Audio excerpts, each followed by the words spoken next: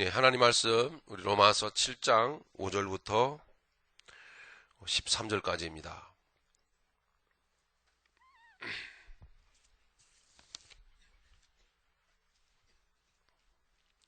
로마서 7장 5절부터 13절까지입니다.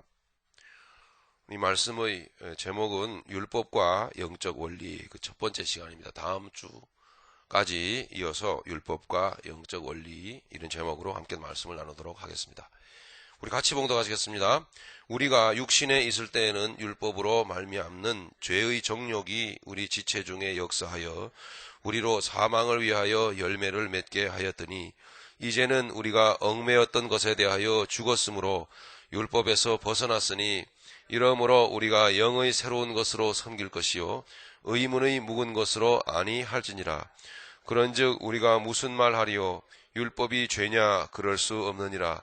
율법으로 말미암지 않고는 내가 죄를 알지 못하였으니, 곧 율법이 탐내지 말라 하지 아니하였다면 내가 탐심을 알지 못하였으리라. 그러나 죄가 기회를 타서 계명으로 말미암아 내 속에서 각양 탐심을 이루었나니, 이는 법이 없으면 죄가 죽은 것임이니라. 전에 법을 깨닫지 못할 때에는 내가 살았더니 계명이 이름에 죄는 살아나고 나는 죽었도다. 생명에 이르게 할 그 계명이 내게 대하여도 도리어 사망에 이르게 하는 것이 되었도다. 죄가 기회를 타서 계명으로 말미암아 나를 속이고 그것으로 나를 죽였는지라. 이로 보건대 율법도 거룩하며 계명도 거룩하며 의로우며 선하도다. 그런즉 선한 것이 내게 사망이 되었느뇨? 그럴 수 없느니라. 오직 죄가 죄로 드러나기 위하여 선한 그것으로 말미암아 나를 죽게 만들었으니, 이는 계명으로 말미암아 죄로 심히 죄되게 하려 함이니라. 아멘. 로마서 6장 우리가 살펴본 23절 보면 여러분 잘 아시는 대로 죄의 삭은 사망이요, 이렇게 말씀하고 있습니다. 죄의 결과는 사망이다, 이런 거죠.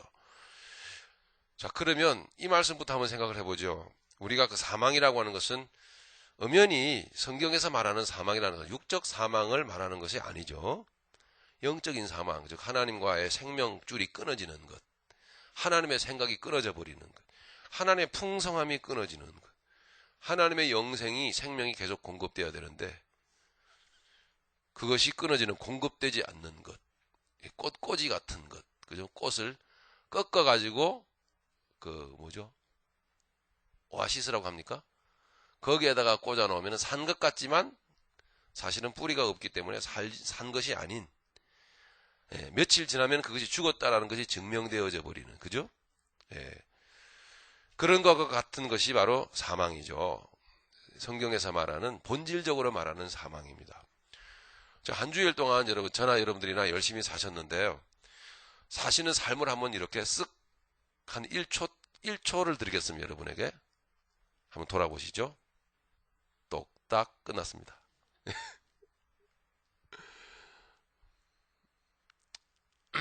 너무 짧았나요? 시간이?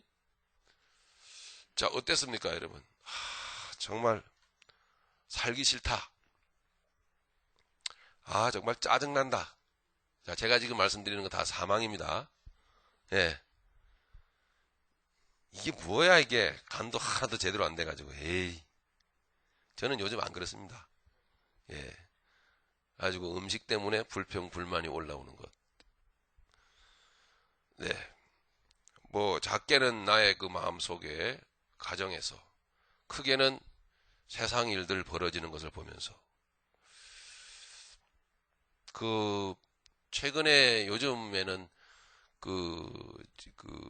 스포츠가 굉장히 한동안 지금, 그죠? 우리 주변에서 지금 우리를 들썩이게 합니다.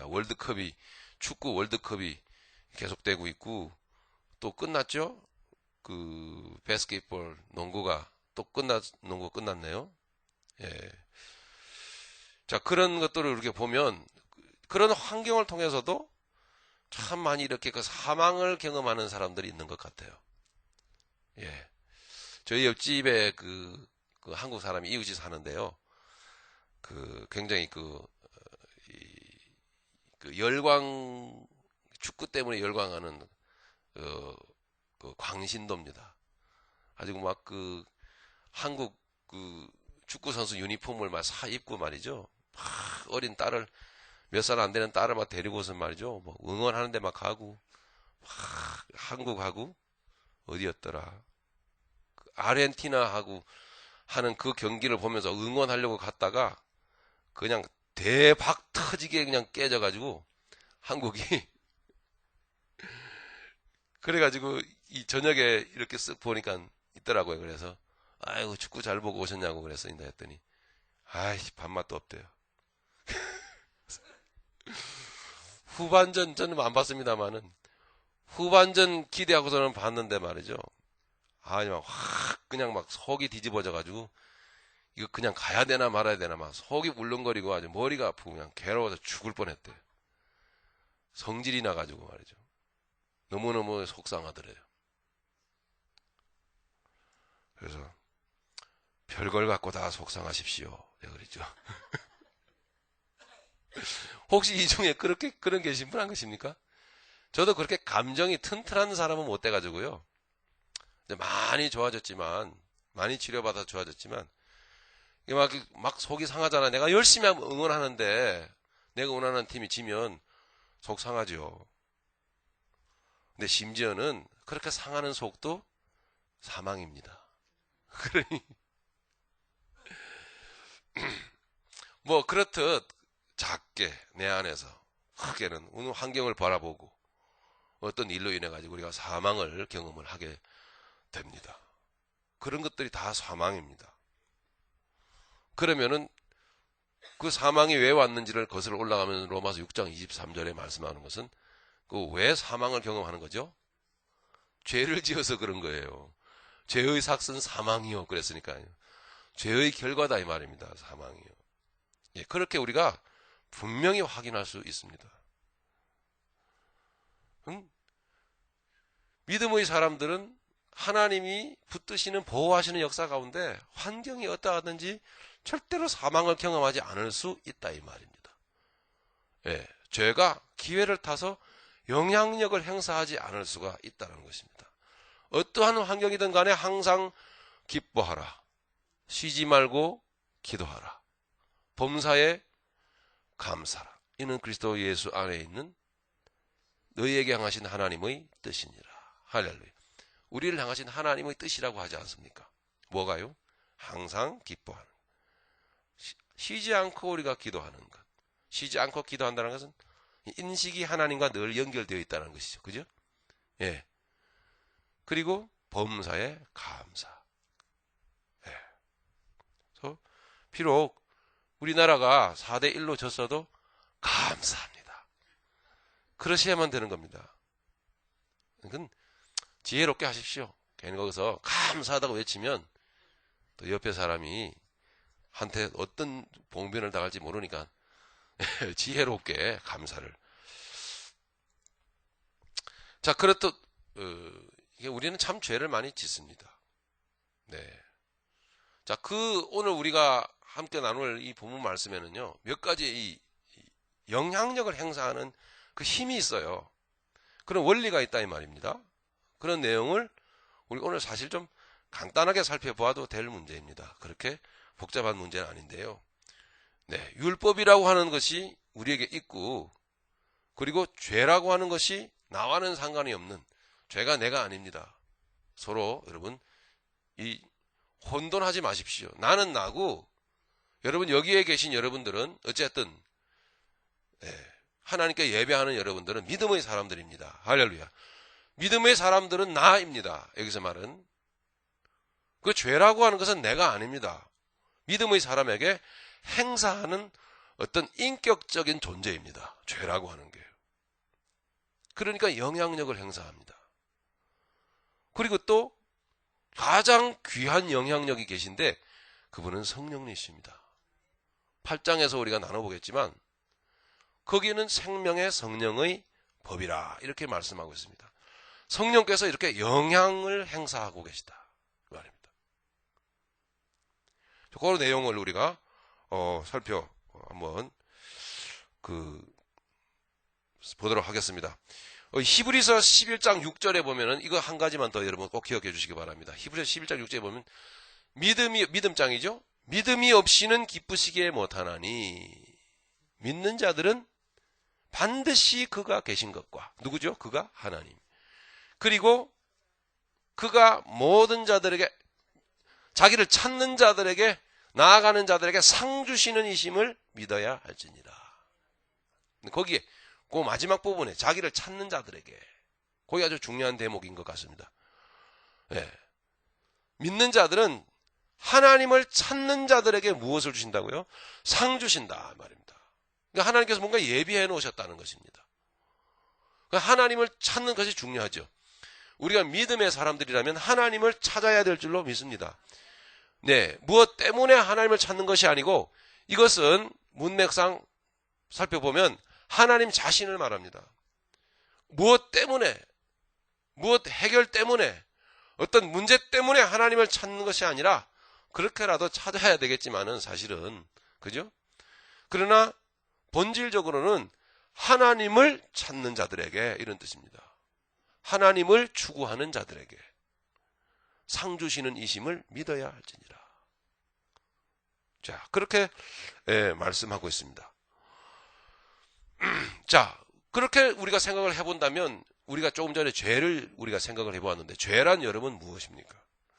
흔히 우리는 죄를 아직도 어떤 표면적으로 무엇을 잘못한 행위 그것을 죄라고 우리가 생각을 하지만 그건 죄가 아닙니다. 겉으로 드러난 결과론적인 어떤 현상적인 결과일 뿐입니다. 죄라고 하는 것은 무엇입니까? 믿음 없는 것이지요. 믿음 없는 것은 우리가 히브리서 11장 제가 조금 전에 말씀을 드린 데는 뭡니까? 하나님을 찾지 않는 것입니다. 하나님을 찾지 않는 것 그것이 곧 죄입니다. 조금 더 풀어서 말씀을 드리면 하나님을 찾지 않는 것은 무엇입니까? 이 세상 밖에는 모르는 것입니다. 이 세상 외에는 관심이 없는 것입니다. 눈에 보이는 것, 귀에 들리는 내 실질적인 귀에 들리는 것, 내 육신의 눈에 보이는 것, 내 육신의 손에 만져지는 것, 이 세상 것 외에는 전혀 관심을 기울이지 않는 것. 그것이 곧 죄입니다. 모든 사망의 삶이 쓴맛을 보는 어떤 결과가 바로 그러한 행위에서부터 온다. 골로새 3장 1절로부터도 분명히 기록되어 있지요. 거기 보면 너희는 땅의 것을 찾지 말라. 위의 것을 찾으라. 거기는 하나님 아버지께서 계시느니라. 네, 땅의 것을 죽이라. 그죠? 땅에 있는 지체를 죽이라. 모든 것들, 음란, 부정, 사욕, 악한 정욕, 탐심 이런 것들은 다 우상숭배니라. 그리고 나서 아마 그렇게 기록되어 있을 겁니다. 하나님의 진노가 이런 것들로 인하여 나타나나니. 네, 우리가 그렇게 사는 것입니다. 예. 목사님 살아봤어요? 얼마나 힘든가? 예? 목사님이나 시간이 남아도니까 그러는 거지. 못해요.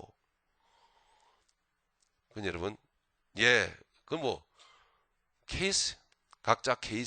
각자 환경이라고 말할 수밖에 없지만, 그렇다고 어쩌합니까, 그러면. 그래서 제가 충분히 이해를 해요. 정말 피곤하고요.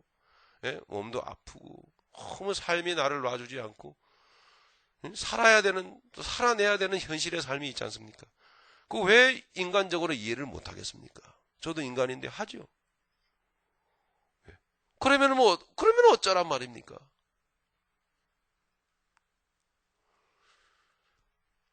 서론이 좀 길어졌지만 창세기 여러분 4장 보면 결국 여러분 저주받은 인생이 기록되어져 있습니다. 창세기 4장 마지막 부분이에요. 저주받은 인생이 족보가 거기에 나옵니다. 딱 한 번 성경에 육신의 족보가 나옵니다. 누굴까요? 가인. 가인이라고 하는 이름의 히브리어의 뜻이 여러분 뭔지 아십니까? 유리 방황하는 자 그런 뜻입니다. 그래서 하나님이 가인에게 너는 세상에서 유리 방황하리라. 너희는 밭 깔아도 그 땅이 효력을 내지 아니하리라. 하나님이 단정을 해버렸어요. 이게 하나님을 찾지 않는 자의 삶입니다. 받거라도 심지어는 뭡니까? 예? 내가 마음이 괴롭고 심령밭이 컬컬하고 답답해서 좀 살고 싶어서 몸부림쳐도 어떤 경우에서는 하나님이 쳐다도 안 봐요. 정말 무서운 일입니다. 여러분, 저와 여러분들이 답답하고 컬컬하고 힘들 때 괴로워서 가슴을 치고 기도하고 애를 쓰면 하나님이 만져주시고 은혜 주시는 거예요. 여러분, 귀한 일입니다. 그 얼마나 큰 은혜인지 모릅니다. 심지어는 그런 경우도 있다 말입니다. 네가 밭가라도 땅이 그 효력을 네게 내지 아니하리라. 아담에게는 뭐라 그랬습니까? 네가 땀이 흘러야 땅의 식물을 먹으리라. 그건 자세히 보면요, 저주가 아니에요. 땀을 흘려 너의 심령밭을 갈아엎고 쳐서 복종시키면 내가 은혜를 너의 깊은 곳에서부터 부어주겠다. 그런 말입니다. 그게 그런 뜻이에요. 어떤 이에게는 땀 흘리게 만들므로 말미암아 은혜를 주시고, 어떤 이는 땀을 흘려도 은혜조차 없어요. 세상 말로 하면 천만다행이라고 생각을 하셔야 됩니다. 구원받은 거, 자녀가 된 거, 믿음의 사람이 된 거. 감사합시다. 그렇게 이 육신의 족보는요, 성경에 기록되어져 있어요. 그리고 저는 하나님이 가인에게 표를 주죠, 그죠? 거기에 마크를 탁 찍어줬어요. 어디다 찍었을까요? 이마박에다가요. 예? 이 손목에다가 탁 찍어줬단 말입니다. 가인이 죽을까봐 살인 때문에, 아벨 쳐 죽인 것 때문에 막 마음이 두렵지 않겠습니까? 그죠? 괴로워가지고 고통에 호소하자 하나님이 너 염려하지 마. 전혀 문제 없어. 왜? 네가 왜 슬퍼하니? 너 죽일 사람 아무도 없어. 도장을 딱 확인을 시켜줬습니다. 찍어줬어요. 예, 무슨 뜻일까요? 세상과 너는 같아. 한 편이라고. 예, 같은 편이야. 염려하지 마. 같은 편이 너를 왜 죽인대? 예? 전혀 슬퍼할 거 없다. 그러면 세상이 죽이는 영혼은 뭡니까? 세상이 죽이는 사람은 누구죠? 아벨이에요. 그래서 믿음의 사람은 세상으로부터 죽임을 당합니다. 그 아벨의 인생 가운데 누구가 나타날까요? 우리 주 예수님이 나타나 계시잖아요. 세상은 믿음의 사람을 죽이려고 합니다. 그런데 믿음의 사람은 어떻게 해요? 기꺼이 죽습니다. 할렐루야. 그런데 죽습니까? 아닙니다. 삽니다. 참 신기한 일이죠. 히브리서 11장에 보면요, 아벨은 죽었으나 그 죽음으로 살아서 말하느니라 그랬어요. 이게 여러분 믿음이잖아요. 믿음의 사람들은 그렇게 삽니다. 그런데 세상 사람들은, 하나님을 믿지 않는 사람들은 어떻습니까? 세상에 나가보니까요, 온갖 문화를 발전시키고 문명을 일으키고 대단합니다. 거기에 보니까요, 막 음악하는 사람들이 나옵니다. 예? 동철로 각양기계를 만드는 사람이 가인의 허리에서부터 나오고요, 온갖 기술들이 거기에서 흘러나옵니다. 대단합니다. 인간의 기술이 보통 발달하는 게 아닙니다. 지금도 계속 발달해가고 있습니다. 사람도 만들어냅니다. 이제는 가히 인간은 하나님의 자리에 올라설 법도 합니다. 그런데 가인의 5대손 라멕이라고 하는 사람이요, 노래를 부릅니다. 내가 사람을 죽였도다. 나의 창상을 인하여. 속이 상해 있는 거예요. 이미 완전히 다 상해가지고요. 그의 행하는 말과 행동과 모든 일에 있어서 실제적으로 사람을 죽이는 삶을 살고 있습니다.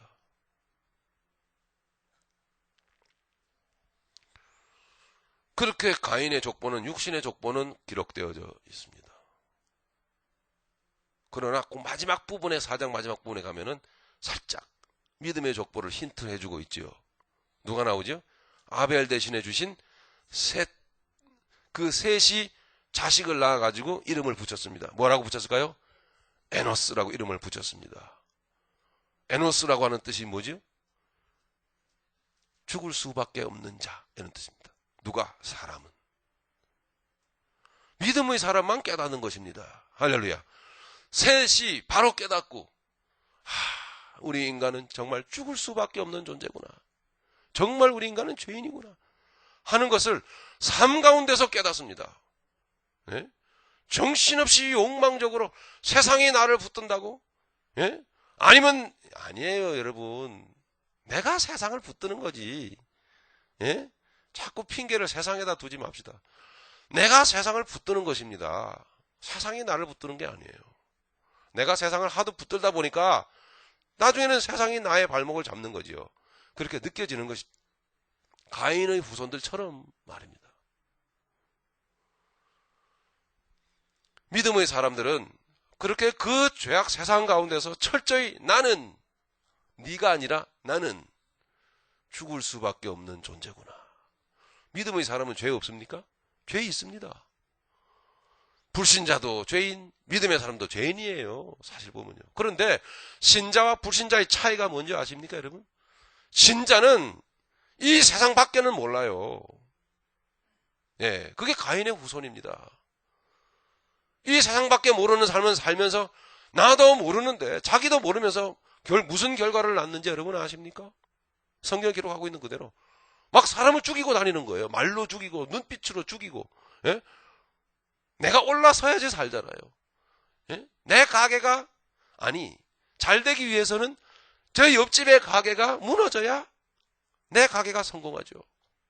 심지어는 교회조차도 내 교회가 좀 수적으로 부흥하기 위해서는 그죠. 믿음의 사람들은 한정되어 있는데 어떻게 보면 옆에 교회가 싸우고 옆에 교회가 분쟁이 일어나고 그래서 옆에 교회가 깨어지고 옆에 교회가 그래서 말할 수 없는 혼란 가운데서 성도들이 고통스럽고 괴로워서 막 교회가 1000명인 교회가 500명으로 줄었다더라. 500명이 200명으로 줄었다더라. 그 200명도 더 줄어가지고 100명 남았는데 그 가운데서도 막 서로 싸우더라. 그러면은 에휴, 하나님의 교회가 어찌하면 그럴꼬 하면서 한쪽으로는 회심의 미소를 짓는 거예요. 그 중에 몇 명이라도 우리 교회로 오겠지. 솔직히 여러분 그런 마음이 없을까요? 진정으로 안타까워할까요? 물론 진실된 마음으로 안타까워할 수도 있습니다. 그리스도 예수의 마음이 덧입혀지면 참 예수님의 안타까워하는 마음이 속에서 역사하시겠죠. 그죠? 그러면 그 자체로 괴로워합니다. 아파하고. 그런데 그 예수의 심장이 덧입혀지지 않으면요. 걱정하는 것 같으면서도 한쪽으로는 기대하는 마음도 있습니다. 예, 그 중에 몇 명이라도 우리 교회 주여 올 때는 좀 형편이 괜찮은 사람들로 골라서 뽑아 보내주시옵소서. 뭐 이런 마음은 없으려는지 모르겠습니다. 인간의 심리라고 하는 게 참 악합니다. 이렇듯 여러분 믿는 사람도 죄 안 짓습니까? 짓습니다. 그런데 신자와 불신자의 차이는 뭡니까? 신자는 그럼에도 불구하고 깨닫는다는 것입니다. 이래서야 되겠나? 이건 아니지. 할렐루야. 하나님의 성령이 그 가운데서 근심하시고 깨우치시는 겁니다. 너 믿음의 사람아, 그러면 안 되지 않니? 회개합니다. 셋이 그랬다는 거예요. 셋이라는 사람이 죄인이 아닌 거예요. 의인이 아니에요. 죄인이지만 죄인이길래 자기 아들 이름을 죽을 수밖에 없는 자라고 이름을 지었어요. 그리고 우리 식으로 만약에 부르면 해석해서 부르면은 자기 아들 이름을 부를 때마다 밥 먹을 때 야 죽을 수밖에 없는 자야 빨리 와서 밥 먹어라. 야 죽을 수밖에 없는 자 뭐 학교 안 가고 뭐해 죽을 수밖에 없는 자가 막 이러면서 허구한 날 그 이름을 그런 식으로 불렀다는 거죠. 히브리 사람들은 항상 그 뜻을 가지고 항상 말을 짓고요 이름을 짓고 했기 때문에 뜻을 항상 생각하는 거 아닙니까? 그죠? 부를 때마다 그럴 때마다 그렇게 자기 아들 이름을 죽을 수밖에 없는 자로 이름을 지은 이유가 뭡니까? 그렇듯 깨달은 것이고 그래서 믿음의 사람은 뭡니까? 그때부터 하나님의 여호와의 이름을 불렀더라. 할렐루야. 여호와의 이름을 그래서 믿음의 사람이 여러분 부르는 것입니다. 여호와의 이름은 예수의 이름을 부르는 자는 구원을 얻으리로다. 여러분 요 입으로 이름을 부르면 구원이 이루어진다는 얘기가 아니죠. 그러므로 이제 여러분 우리가 말씀이 좀 더 내용적으로 연결될 때에 예수의 이름을 부르는 자는 주의 이름을 부르는 자는 구원을 얻으리로다. 이 말은 무슨 뜻인지 여러분 이제는 우리가 알 수 있지 않겠습니까? 그냥 입으로 예수님의 이름을 부른다고 구원이 이루어지는 게 아닙니다. 여기에서부터 나의 그 실존을 여러분 깨달아야 돼요. 나는 안 된다. 참 나는 죄인이구나. 이런 것을 깨달음과 함께 결과적으로는 나를 불쌍히 여기소서. 여호와여, 주님, 할렐루야. 이렇게 될 때에 하나님께서 그 영혼을 만지시고 구덩이에서 건져내시더라. 자, 이런 내용이에요. 성경에 기록되어져 있는 것입니다. 네. 자, 우리 오늘 이렇게 몇 가지의 우리에게 역사하는 영향력이 지금도 우리에게 있는데요. 자, 이것을 이제 그러면 한번 되도록이면 간단하게 한번 살펴보도록 하죠. 자, 말씀을 읽어가면서 봅시다. 5절 보니까 우리가 육신에 있을 때에는 율법으로 말미암는 죄의 정욕이 우리 지체 중에 역사하여. 자, 죄의 정욕이 우리 지체 중에 역사하여. 그죠? 죄인이죠? 우리로 사망을 위하여 열매를 맺게 하였더니. 사망의 결과가 왔다라는 것입니다. 말이 어렵지만 쉽게 표현하면 그렇습니다. 죄를 지었습니다. 그리고 사망의 결과가 왔습니다. 자, 어떻게 할 때 그렇습니까? 육신에 있을 때 그렇습니다. 영에 있기도 하고 육신에 있기도 하고. 자, 이것이 굉장히 관건입니다. 문제는. 네. 자, 육신에 있을 때에는 율법으로 말미암는. 자, 여기까지 연결해서 생각을 해보아야 합니다. 율법은 우리가 읽었듯이 악한 것이 아니고 선한 것입니다. 원칙, 법칙입니다. 하나님의 법입니다. 그런데 이 하나님의 법은 자, 어떤 경우에만 적용이 돼요. 어떤 경우일까요? 육신에게만요. 육신에 있을 때만 적용이 돼요. 이 율법은. 네. 우리는 육신에게 육신적으로 행할 수 있고 우리는 영적으로 행할 수도 있어요. 하나님 우리에게 자유의지를 주셨어요. 할렐루야. 그래서 우리가 선택해 나가야 돼요. 아니면 그것도 하나님의 크게 보면 하나님의 은혜 가운데 있는 것이지만, 그죠? 하나님의 은혜 가운데 있는 것이지만 조금 더 디테일하게 들어가 보면 하나님께서 우리에게 자유의지를 주셨어요. 너희가 육신으로 행할래? 아니면 영적으로 행할래? 그래서 기회를 주셨어요. 우리에게. 육신의 삶을 다시 설명을 안 하겠습니다. 더 아시는 거로. 그러므로 율법이라고 하는 것은 상당히 여러분 우리에게 부담스럽잖아요. 어감이 벌써 딱딱하지 않습니까? 그러니까 하나님은 우리를 향하신 본뜻이 율법의 틀을 갖다 대는 것이 아닙니다. 심지어 사도 바울은 하나님이 만드신 이 율법을 너무나 무시하고 있습니다. 지금 사도 바울은요. 어떻게 감히 일개 인간이 하나님이 만드신 율법을 이렇게 무시할 수 있는가? 율법이 필요 없다 이렇게 말하는 거예요. 율법에서 벗어났느니라. 네, 그 아래 있지 마라. 하나님의 율법이 악해서? 아닙니다. 하나님의 목적이 아니었다라는 것입니다. 잠깐만, 율법은 모세의 율법을 주신 율법을 물론 말씀하기도 하려니와 그 안에 있는 그 모세 율법이라고 하는 그 바문들이 안에 있는 우리 머릿속에서 생겨나는 이미 말씀드린 바와 같이 모든 선악을 스스로 분별해내려고 하는 의지입니다. 그래서 그게 선악과가 율법을 상징하는 것입니다. 우리는 매사의 모든 일에 스스로 판단하고 결정을 내려 옳고 그름을 결정하죠. 그건 비단 선악을 단순히 말하는 게 아니고 이렇게 하는 게 좋겠다. 그렇게 하는 것은 좀 손해가 날 것 같아. 라고 여러분 판단하시는 그것 또한 다 율법입니다. 예. 그래서 조금이라도 좀 유익이 남는 방향으로 행동하고 말하고, 예. 하려고 살아가려고 하는 것, 그런 것들 다 율법입니다. 예. 좀 더 선한 방향으로. 예. 그러니까 선악을 스스로 결정을 내리는 것이죠. 그래서 오늘날도 우리는 이렇게 하는 것이 더 좋아. 아니야, 그거 틀렸어. 이것이 좋은 거야. 이런 식으로 우리는 막 살아나가는 겁니다. 우리의 생활 가운데 얼마나 우리는 많은 율법을 또한 만들어내고 있는지 모릅니다. 우리 스스로 스스로 선악을 분별해서 많은 기준과 잣대를 만들어내고 있는지 모릅니다. 그것들이 다 우리의 생각이라고 하는 것입니다. 나중에 여러분 영적으로 살다 보면 이것이 다 나의 교만이었고 나의 착각이었다는 것을 알게 됩니다.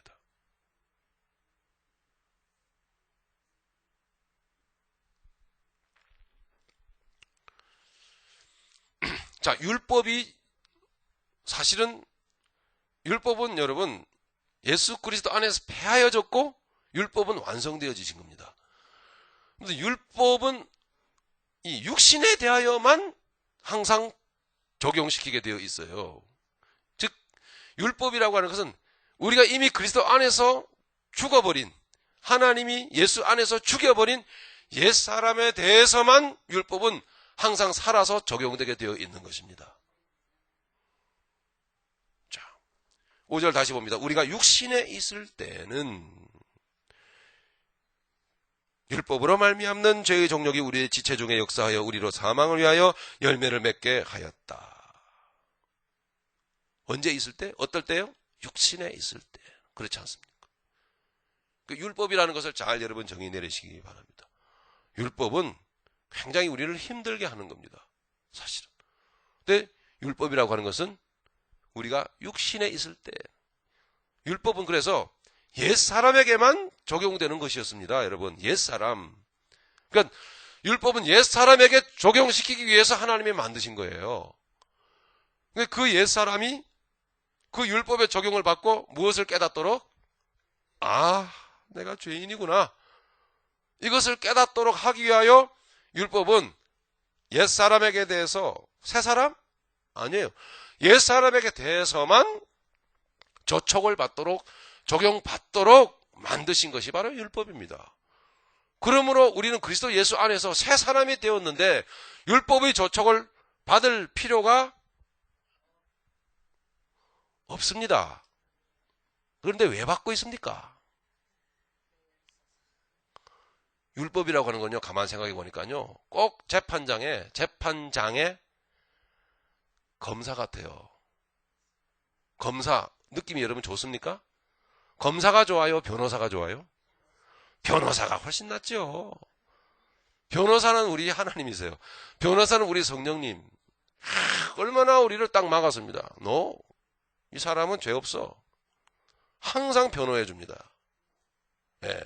근데 검사는 조금만이라도 틈바구니가 있으면 그 틈을 삐지고 들어가지고 그냥 집어내고 긁어내려가지고 결국은 그냥 영창에다 갖다 집어넣으려고 아주 악랄하게 생긴 거예요. 검사는.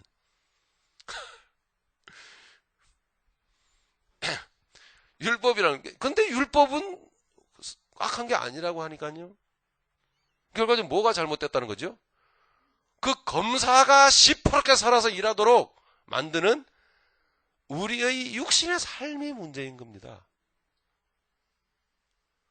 자, 이게 율법의 존재 의미를 잘 이해하시면은 참 우리가 영적 원리가 참 쉽게 정리가 됩니다. 예. 우리는 이미 존재적으로 감사합시다. 새 사람이 된 것입니다. 할렐루야. 새 사람이 된 것입니다. 그러니까 영적 존재가 되었다라는 것입니다. 그러면 율법이 우리에게 조항들이 필요가 없습니다. 자, 이제 5절이 그러하였고요. 6절이라고 하는 것은 전혀 달라진 상황, 새 사람의 상황을 우리에게 가르쳐 줍니다. 6절 보십니다. 이제는 우리가 얽매였던 것에 대하여 죽었으므로. 그래서 이제는이라고 하는 것은 영적인 상황을 볼 때 옛 사람에게서부터 벗어나서 새 사람이 되어진, 영적 존재가 되어진, 구원받은 백성이 된 믿음의 사람이 된 상황을 말하고 있는 것입니다. 이제는 그렇게 말하는 것은 우리가 이제 영적 존재로서 하나님으로부터 난 자들로서, 할렐루야, 믿음의 사람으로서 얽매였던 것에 대하여 죽은 것입니다.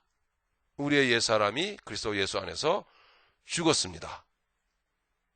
믿으십니까? 여러분 머릿속으로 막 이렇게 계산하지 마십시오. 좀 계산하는 분도 계신 것 같아요. 왜? 제가 잘 그러는데요. 어쨌든지 자기 합리화시키려고 하는 그런 그 머리는 제가 막 너무 많이 굴려요. 제가 아내에게 혹은 가정에서 뭘 잘못했는데 어떤 이쯤 되면은 말씀의 결과가 어떻습니까? 말씀의 결과가 내가 내 안에서 기분이 꿀꿀하고 답답하고 좋지 않은 것은 내가 육신에 거하였다라는 것이고 곧 그 자체는 사망이라는 것을 우리가 함께 지금 나누었지 않습니까? 그죠? 지금 혹시라도 이 가운데 어떤 그 꿀꿀하고 답답한 심령을 가진 분들은 그냥 인정하면 됩니다. 내가 잘못 살았다는 것을. 그냥 하나님 앞에 인정하십시오. 근데 인정 안 하고 그래도 그게 원인을 따지자면 이게 이렇고 저렇고 시대 하면서 자꾸 이제 누구 잘못을 자꾸 이제 합리적으로 생각을 하려고 하고 자꾸 그러잖아요. 그러니까 제가 그 머리를 자꾸 굴린다는 것입니다. 제가 단순하지 못하다는 거죠. 심플하지 못하다는 거죠. 많이 치료가 되었어요. 네, 많이 치료되어진 게 느껴지죠? 가정에서? 예. 예, 뭐 복잡하게 할 거 없습니다. 왜 머리를 쓰십니까? 우리 여러분 로마서 6장을 한번 보십시오. 믿음의 사람들은 어떻게 해야 되냐 하면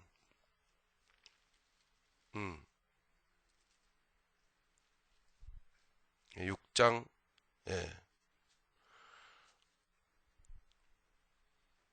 8절 읽겠습니다. 시작. 만일 우리가 그리스도와 함께 죽었으면 또한 그와 함께 살 줄을 믿노니. 할렐루야. 네, 이것이 우리의 믿음이죠. 그 다음에 11절 보시. 11절은 여러분 선포하셔야 됩니다. 11절 시작. 이와 같이 너희도 너희 자신을 죄에 대하여는 죽은 자요 그리스도 예수 안에서 하나님을 대하여는 산 자로 여길지어다. 아멘. 이건 선포하라는 겁니다. 복잡하게 생각할 거 없어. 내 마음이 지금 그런 것은 네가 잘못한 거야. 주여, 제가 잘못했습니다. 다시 한번 주님께 고백합니다. 나는 이 육신에 대하여는 옛사람은 예수 그리스도 안에서 죽었습니다. 그리고 예수 그리스도 안에서 영적으로 새 사람으로 나는 산자가 되었습니다. 선포합니다. 할렐루야. 예, 이렇게 선포하라는 것입니다. 그렇게요.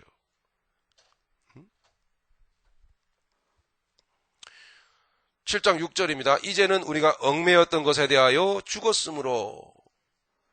자, 이제 그 검사로부터 신문 받아야 될 사람이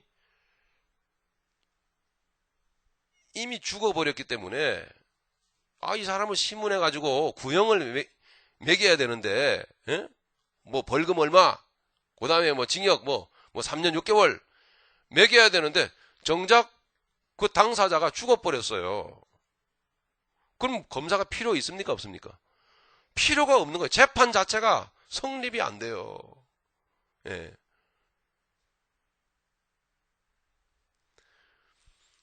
그래서 이 말씀, 우리 하나님 말씀 뭐라고 선포합니까? 율법에서 벗어났으니. 이것이 바로 예수 그리스도 안에 있는 우리 하나님의 은혜입니다. 예. 결코 정죄함이 없습니다. 더 많이 자유하시기 바랍니다. 율법에서 벗어났으니. 이러므로 우리가 이제 믿음의 사람들이 살아가야 될 중심을 말씀하고 있잖아요. 그러므로 우리가 영의 새로운 것으로 섬길 것이요. 할렐루야. 영의 새로운 것으로 섬길 것이요 의문의 묵은 것으로 아니할지니라. 네, 우리가 살아야 될 여러분 삶의 여러분 중심은 영의 새로운 거예요. 새 사람입니다.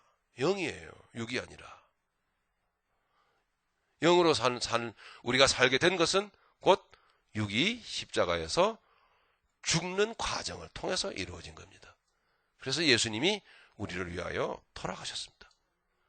죄인이 자기 스스로 죽어 아무 의미가 없기 때문에 의인이 죄를 뒤집어 쓰시고 우리의 옛사람을 짊어지시고 죽어주셨습니다. 할렐루야. 자, 여기에서 우리에게 가장 필요한 것이 있는데 바로 십자가입니다. 이 예수님이 지셨던 십자가는요, 우리가 영의 새로운 것으로 날마다 섬길 수 있도록 도우십니다. 돕는 상징적인 역할을 해요. 실제적으로. 그래서 여러분, 십자가를 날마다 붙들고 십자가 앞에 날마다 무릎을 꿇고 하는 그 사람에게는 너무 복잡하게 생각할 게 없다니까요. 간단하게 생각을 해야 돼요. 이 마누라가 조미료를 안 넣어가지고 내가 짜증을 낸 건데, 따지고 보면 마누라가 원인 제공한 건데 내가 잘못됐다? 이건 아닌 것 같은데? 하면서 자꾸 그 법에 합당하게 맞춰가려고 하도록, 예? 자꾸 변명을 자꾸 뭔가를 자꾸 맞춰내려고 하는 엉터리 공식입니다. 그렇게 여러분 애를 쓰지 마십시오. 네.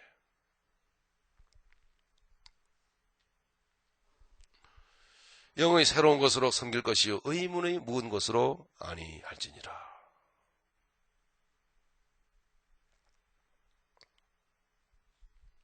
그래서 율법이라고 하는 것은 영의 새로운 것으로 섬기는 자에게는요 필요가 없어요.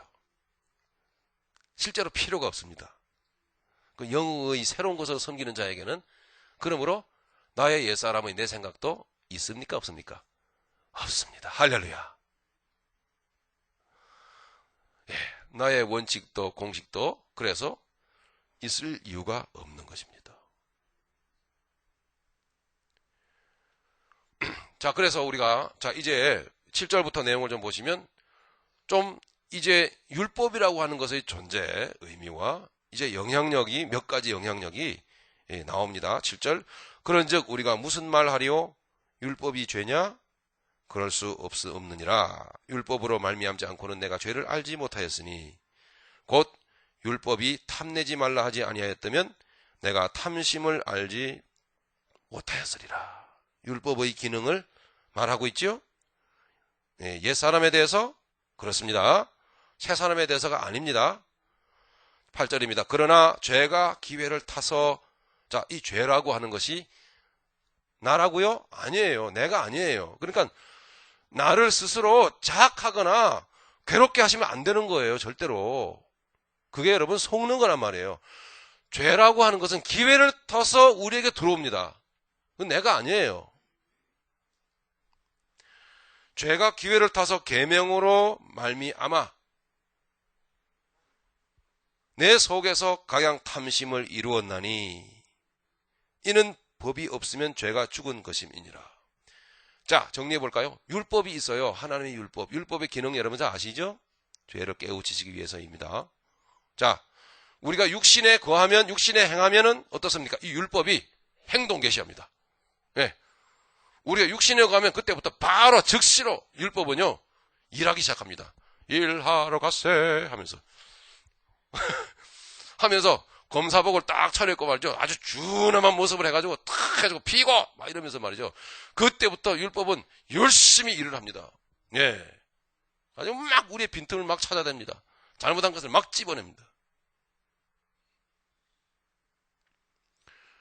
죄가 기회를 탄다 이 말은 곧 죄란 뭐냐 하면 이건 곧 마귀입니다.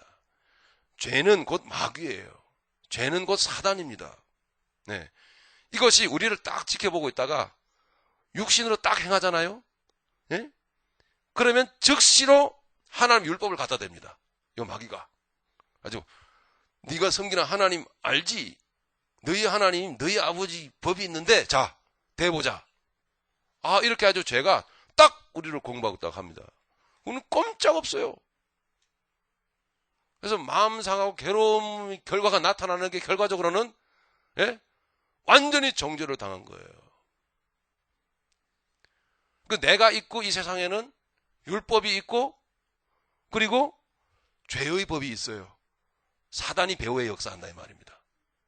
사단이 항상 우리를 지켜보고 있다가 육신으로 행하나 안 하나 지켜보고 있다가 육신으로 딱 행하면 율법을 갖다가 대가지고 정죄를 합니다. 정죄를 받습니다. 괴로워합니다. 우리의 생활이 그런 거예요. 그게요. 그러니 저나 여러분들이나 누구 원인을 따지면 안 되는 것입니다. 누구 때문이라고 이런 말하면 절대 안 돼요. 절대로 율법의 정죄에서부터 헤어날 길이 없어요. 항상 우리는 꼭 기억하시기 바랍니다. 5절에서 말한 바와 같이 육신에 있지 않으려고 여러분 이 한 가지만 여러분 애를 쓰셔야 됩니다. 육신에 있지 않게 하기 위해서 하나님은 아직도 우리에게 십자가를 우리 앞에 허락하고 계세요. 여러분 그게 여러분 은혜입니다. 예수님은요 십자가를 통과하여 부활 승천하셔서 하나님 보좌 우편의 영광 중에 계십니다. 사실은 영광 중에 계신데도 그럼에도 불구하고 우리를 위해서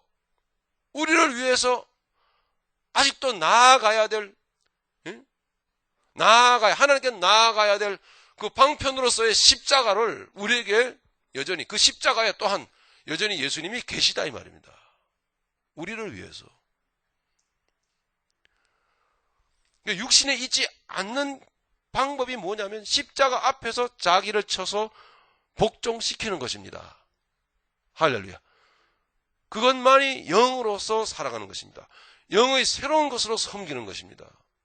날마다 그래서 사도 바울은 그렇게 고백을 하는 것입니다. 날마다 그렇게 복음으로서 승리하고 주의 복음을 전하며 다녔던 사도 바울도 날마다 어찌하든지 죽은 자 가운데서 부활에 이르려 하노니 할렐루야.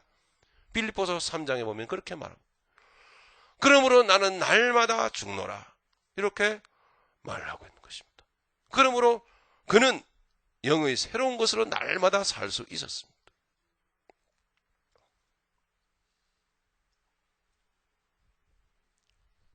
죄가 뭐라고요?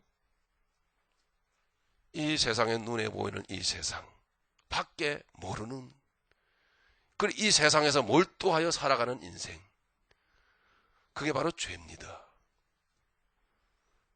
여러분이 얼마 버시든 여러분이 어떤 어려움에 있든 사실 제가 그렇게 디테일하게 모릅니다. 그리고 우리 형편은 각자 다 다릅니다. 저는 저에 있는 자리에서 여러분들은 여러분이 있는 자리에서 여러분 모쪼록 여러분 머리 쓰지 마시고요. 합리화시키지 말고 영에 있도록 영의 새로운 것으로 섬기도록 여러분 사시기 바랍니다. 그것이 바로 예수님이 돌아가신 이유입니다. 그렇다면 여러분의 생각과 마음에는 절대로 죄가 기회를 타지 않을 것입니다. 마귀가 율법을 갖다 대고 정죄하지 않을 거라 이 말입니다. 할렐루야. 그러면 그 사람은 얼마나 자유롭겠습니까? 얼마나 평온할까요? 얼마나 행복할 것이며 얼마나 앞으로의 나의 인생에 그 비전과 그 꿈이 넘치겠느냐 이 말입니다.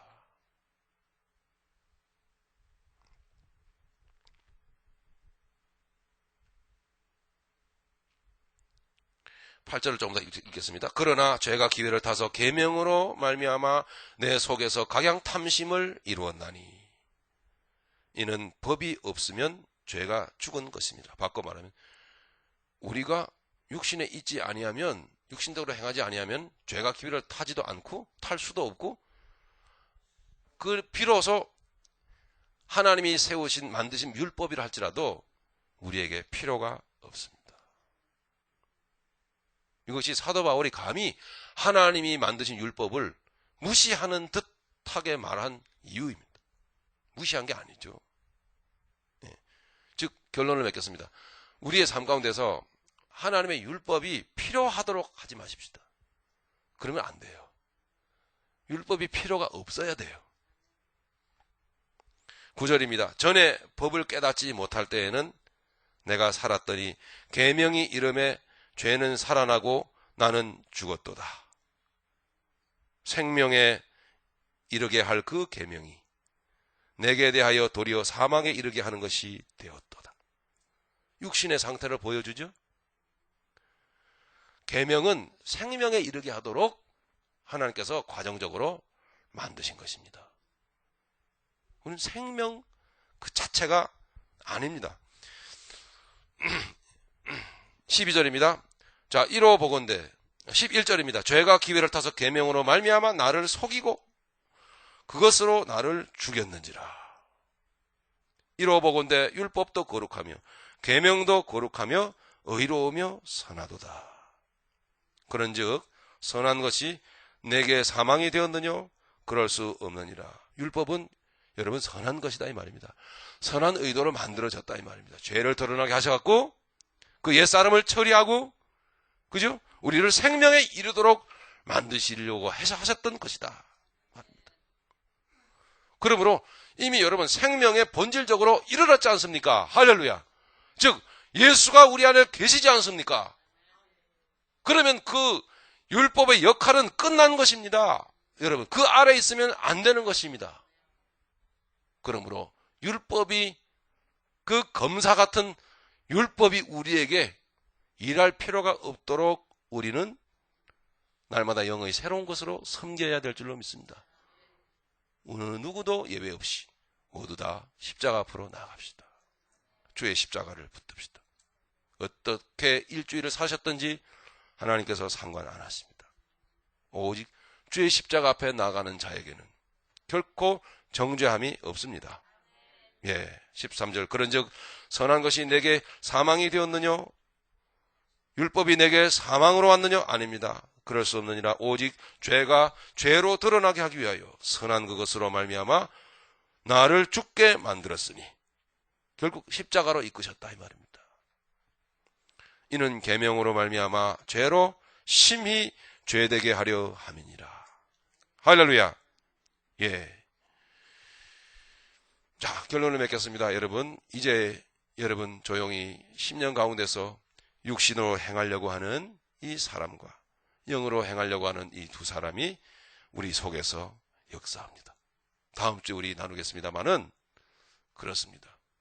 부디 하나님의 성령께서 여러분들을 든든히 여러분 붙잡으셔서 여러분들을 날마다 십자가로 이끄시기만을 간절히 바랍니다.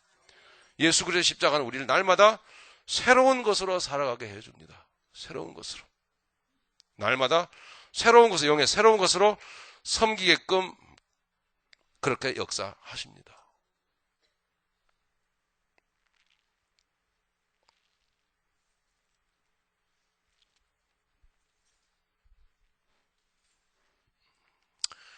자, 우리가 그러므로 우리 가운데 역사하는 역사가 죄라고 하는 영향력이 우리에게 있을 뿐만 아니라 십자가로 통하여 역사하는 성령의 영향력, 생명의 성령의 법이 우리 가운데 함께하고 계시다. 여러분 기억하시면서 날마다 주 예수 그리스도의 십자가를 여러분 붙드실 때에 지금 이 가운데 우리 가운데 혹여라도 지난 한 주간의 삶 가운데서 어떻게 눌리고 답답했던 마음이 여러분에게 역사하던 우리 가운데 서로 관계성 속에서 회복해야 될 그 필요가 있는 그런 문제를 가지고 있는데도 또 회복되지 못하고 여러분 머물러 있는 그런 부분들이 혹여라도 있고 염려가 여러분 근심이 여러분에게 있고 삶의 심지어 걱정거리라도 여러분들에게 있다 하여도 그 모든 것들을 그로 통해서 또 다른 율법이 삶의 원칙이 계속 생겨나는 것이 그래서 또 다른 사망의 열매를 여러분 맺어서야 되겠느냐 하는 이야기입니다. 우리 아버지 하나님께서는 우리에게 생명의 성령의 법이라고 하는 영향력을 우리에게 허락하셔가지고 우리가 십자가를 붙들면은 날마다 그 영향을 받게끔 하십니다. 그 영향을 받음으로 말미암아 우리가 이 세상 살아가면서 영육간에 여러분 복되게 살 수 있는 길을 우리에게 열어놓으셨다. 기독교 신앙이 여러분 내용에 굉장히 중요한 부분입니다. 기독교 신앙의 내용에 굉장히 중요한, 아니 결정적인 중요한 교리적인 뼈대를 오늘 여러분 말씀하고 있는 부분을 함께 나눈 것입니다. 그래서 나의 옛사람에 대해서 역사하는 그 죄의 법이 율법을 가지고 우리를 정죄하게 하는 그 자리에서 여러분 이제 머물지 마십시다. 그래서 우리는 돌이켜 생명의 성령의 법이 우리에게 역사하심으로 말미암아 영의 새로운 것으로 섬길 것이요 라고 하신 말씀을 우리가 기억하면서 삶 가운데서 날마다 여러분 자유함과 하나님의 은혜의 풍성함을 여러분 누리시고 날마다 여러분 복되게 믿음 안에서 긍정이 되는 삶을 여러분 살아가시기를 예수님의 이름으로 축원합니다. 이 말씀을 생각하면서 우리 동성으로 우리 기도하시겠습니다. 아버지 하나님 감사